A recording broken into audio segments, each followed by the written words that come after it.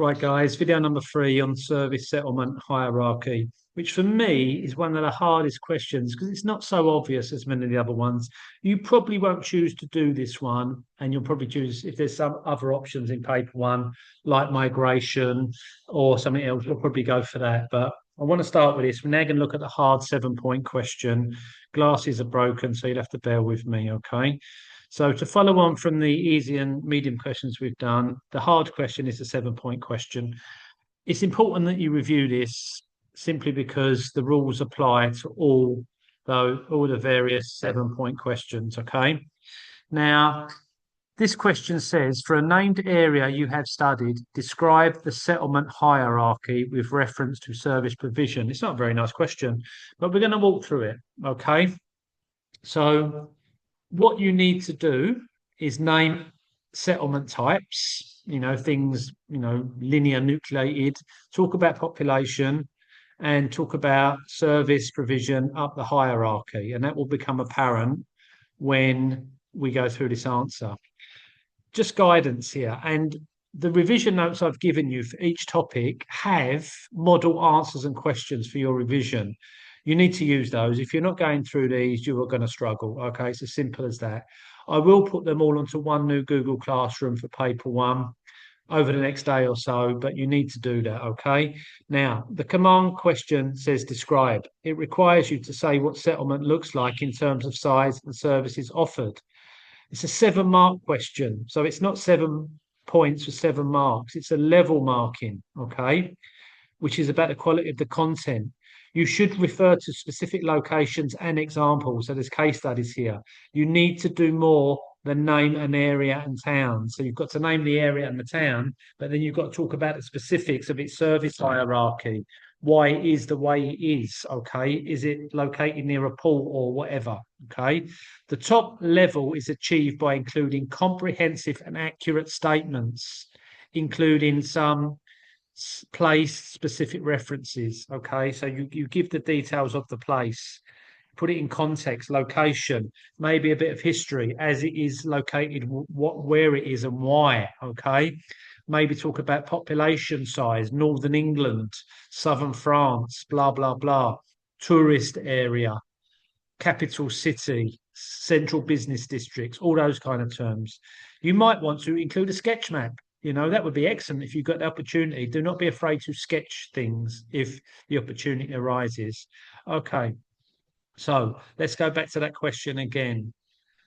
For a named area you have studied, describe the settlement hierarchy with reference to service provision. What we have here is a model answer, an answer that got 7 out of 7.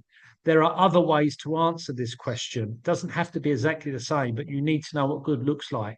That's why I'm giving you these things for every possible topic.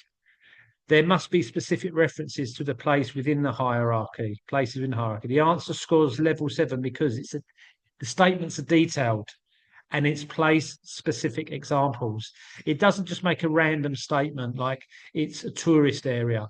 It goes on to explain more and it gives very detailed specific examples. We're going to read this together and see why it's 7 marks out of 7. Okay. In West Cumbria, settlements range from hamlets of 3 houses to the city of Carlisle, which has a population of 75,000. So they're talking there, they've introduced West Cumbria, which is a county in northern England. It's saying that the county has a range of settlements from the very smallest, which are, our very small hamlets, 1 or 2 houses, 3 houses together, dispersed settlement, really, to the city of Carlisle, which is the biggest in the area with a population of 75,000. That's a good introduction. Middletown is a hamlet on the west coast of Cumbria. So we're being very specific now, situated between St. Bees and Egremont. Very specific where Middletown is, where it's located. There are no services here, just 3 houses. Okay. St. Bees is a small coastal village with a population of 1,000. It has a primary school. These are services. It has a primary school, a post office, and 3 pubs. That's a lot of pubs for 1,000 people. There is a train station that offers local services on weekdays only. 5 miles to the north is the town of Whitehaven, with a population of 24,000. Accurate, detailed statements, place specific, related to the question about settlements and their hierarchies and their service hierarchies. Okay, here are more shops, restaurants, and transport links. Clearly, as we're going up the hierarchy, the bigger the town, the better the services. Okay, you go from basic provisions like a post office to maybe a supermarket or a department store. Okay, there are 3 supermarkets here: Tesco's, Morrison's, and Aldi. There are a lot of primary schools and 2 secondary schools. Now, our little hamlets and bees only had a primary school. Okay, so as we're going up the hierarchy of settlement, we're also going up the hierarchy of the services provided.